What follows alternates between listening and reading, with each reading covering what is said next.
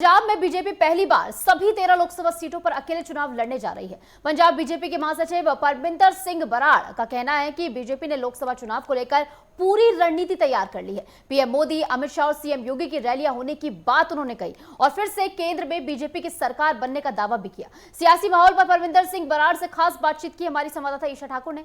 आइए आपको सुनवाते हैं। लोकसभा चुनाव को लेकर तैयारियां जोरों शोरों से चल रही है। अगर हम पंजाब की बात करें तो यहां पर 7 मई से नामांकन शुरू हो जाएगा। अंतिम चरण में चुनाव होने हैं।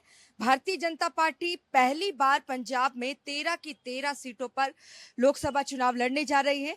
पंजाब के बीजेपी के महासचिव परविंदर सिंह बराड़ साहब इस वक्त मेरे साथ हैं।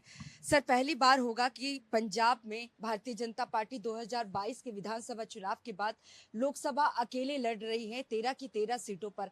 आपको लगता नहीं है कि राह बड़ी मुश्किल है? आज हिंदुस्तान में नहीं, पूरी दुनिया में जहां भी हिंदुस्तानी बस रहे हैं उनके लफ्ज एक ही हैं कि इस बार 400 पार। पंजाब ने भी आगे देख लिया कि कैसे उनके साथ धोखा हुआ है, तो इस बार पंजाबी भी मन बना चुके हैं कि उस 400 पार में वो अपना हिस्सा डालेंगे और यहाँ से पंजाब से जो भारतीय जनता पार्टी के कैंडिडेट हैं उनको जिता के इस बार पार्लियामेंट में भेजेंगे, क्योंकि बच्चे की जुबान पे ये बात है कि मोदी साहब की सरकार आ रही है। उन्होंने आपको भी मौका देके देख लिया, कांग्रेस को भी देख लिया, अकालियों को भी देख लिया। अब बारी भारतीय जनता पार्टी की है, उनके कैंडिडेटों की।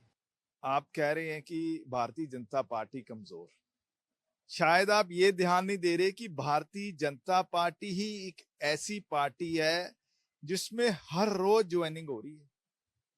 ये अकेली पार्टी है, जब जालंधर का बाई इलेक्शन हुआ हर पार्टी का वोट शेयर कम हुआ था, तो भारतीय जनता पार्टी ऐसी पार्टी थी जिसका 3 गुना वोट शेयर बढ़ा था।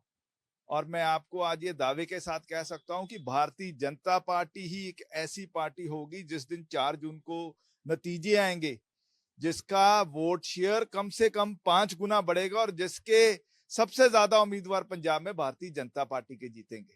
किस तरीके की रणनीति तैयार की गई है 13 की सीटों पर? सर, केंद्र से मंत्री आने कब शुरू होंगे? प्रचार, स्टार प्रचारकों की अगर बात करें, क्योंकि कहा जाता है कि जब चुनावी माहौल हो, रैलियां हो, तो वोटर्स भी कहीं ना कहीं साधने का काम इस रैली के जरिए किया जा सकता है। हमारी मीटिंग्स ऑलरेडी चल रही हैं। जैसे राजस्थान की टीमें हमारी अगले 2-3 दिन में वहां से सारी टीम्स आ रही हैं, गुजरात से टीम्स आ रही हैं, शेखावत साहब पिछले 2 दिन से ऑलरेडी आ चुके हैं और केंद्रीय मंत्री कई हैं जो आने शुरू होंगे अगले 2-3 दिन में।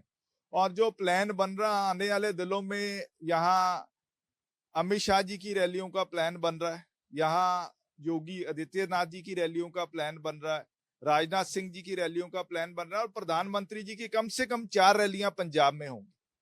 उस सारी चीज का प्लान बन रहा है और उसकी व्योमबंदी के लिए हमारी मीटिंग्स जारी हैं। आने दिनों में उनकी रैलीज कहाँ कहाँ होनी है, क्या सारा है, उसका सारा प्रोग्राम भी हम जारी करेंगे। देखो, किसान भाइयों को मैं कहना चाहता हूँ आपके जरिए कि आप पोस्टर लगाने की बात कर रहे हैं, गाँव में बीजेपी के विरोध की बात कर रहे हैं। मैं किसान भाइयों को कहूंगा, अगर पोस्टर लगाने हैं आपने गांव में तो ये पोस्टर लगाओ कि पिछले 10 साल में जितनी ग्रांट आई है उसमें से 90% ग्रांट केंद्र की सरकार ने दी है। उस 90% ग्रांट से जो जो गांव के विकास के काम हुए हैं उनकी सूची उस पोस्टर पे लिखें। उस पोस्टर पे ये जरूर लिखें कि इस गांव के कितने आयुष्मान कार्ड बने हैं और कितने लोगों ने 5 लाख तक का सेहत बीमे का फायदा लिया और कितने लोगों की जान उस सेहत बीमे की वजह से बची है। उस पोस्टर पे ये जरूर लिखें कि कितने लोगों को फ्री का गैस कनेक्शन मिला है, कितने लोगों के घर पे आज गैस का चूल्हा जल रहा है। उस पोस्टर पे ये जरूर लिखें कि उस गांव के कितने कच्चे मकान पक्के हुए हैं, कितने घरों को पीने वाला पानी मिला है। भारतीय जनता पार्टी के महासचिव परविंदर सिंह बराड़ जी को आपने सुना, जिनका कहना है कि तीसरे चरण के चुनाव के बाद यहाँ पर जो चुनावी अभियान है वो जोरों शोरों से चलेगा। प्रधानमंत्री नरेंद्र मोदी, केंद्रीय गृह मंत्री अमित शाह के साथ साथ यहाँ पर उत्तर प्रदेश के मुख्यमंत्री योगी आदित्यनाथ भी चुनाव प्रचार करने के लिए पहुंचेंगे। बहरहाल 4 तारीख को जब नतीजे आएंगे तो देखना होगा भारतीय जनता पार्टी जो पंजाब में पहली बार 13 की 13 लोकसभा सीटों पर अकेले चुनाव लड़ रही है तो कितनी सीटें यहाँ से जीत पाती है। कैमरामैन विकास के साथ नेटवर्क 10 के लिए चंडीगढ़ से ईशा ठाकुर।